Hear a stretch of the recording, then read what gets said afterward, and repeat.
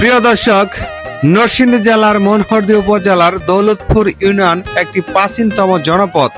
যে জনপথে রয়েছে বিভিন্ন নিদর্শন। বর্তমানে এই রথতলা বাজারের পবিত্র কুরবানির ঈদ উপলক্ষে গরুর হাটের আয়োজন করা হয়েছে। এই রথতলা বাজারটি পুরাতন ব্রহ্মপুত্র নদীর তীরে অবস্থিত। এক পাশে রয়েছে গাজীপুর জেলার কাপাসিয়া উপজেলার সন্মানী ইউনিয়নের মির্জানগর গ্রাম, আর অপর পাশে হচ্ছে এই দৌলতপুর ইউনিয়নের ভূমি অফিস এবং দৌলতপুর ইউনিয়ন পরিষদ। দৌলতপুর ইউনিয়নের রাজধানী খ্যাত বলতে গেলে বলা যায় এই রথতলা এই স্থানটির গুরুত্ব যেমন অতীতেও ছিল, বর্তমানে রয়েছে। অতীতে আর গুরুত্ব হওয়ার কারণ ছিল পুরাতন ব্রহ্মপুত্র নদের তীরে এই ইয়াগুলি গড়ে উঠেছিল। কারণ নদীমাতৃকে আমাদের বাংলাদেশের যোগাযোগের ক্ষেত্রে এই রথতলা বাজারটি একটা সময় হয়তো বা গড়ে উঠছিল। আর এখানে রথ হতো, সেই থেকে হয়তো এর নামকরণ করেছে রথতলা। এর নিকটে রয়েছে একটি জমিদার বাড়ি। দেখতে পাচ্ছেন কুরবানি উপলক্ষে এই গরুর হাটে গরু আসছে যাকে যাকে, মানুষও আসছে সেই গরু কেনার ডাকে। দেখতে পাচ্ছেন সেই অবস্থা।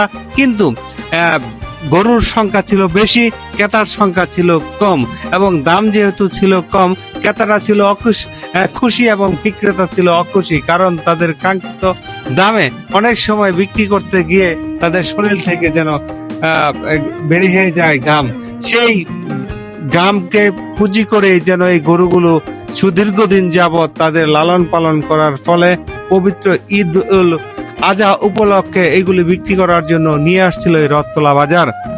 রথতলা বাজারটি নয়, আশেপাশে আরো অন্যান্য এই ঈদকে কেন্দ্র করে অস্থায়ী বাজার জমে থাকে। দেখতে পাচ্ছেন ফাঁকে ফাঁকে যখন কি গরু কিনে হয়ে থাকে, এই গরু কেনার টাকা বর্ণন করা হচ্ছে এবং পরবর্তীতে গরু কিনে রসিদ করে সবাই বাড়িতে যাচ্ছে।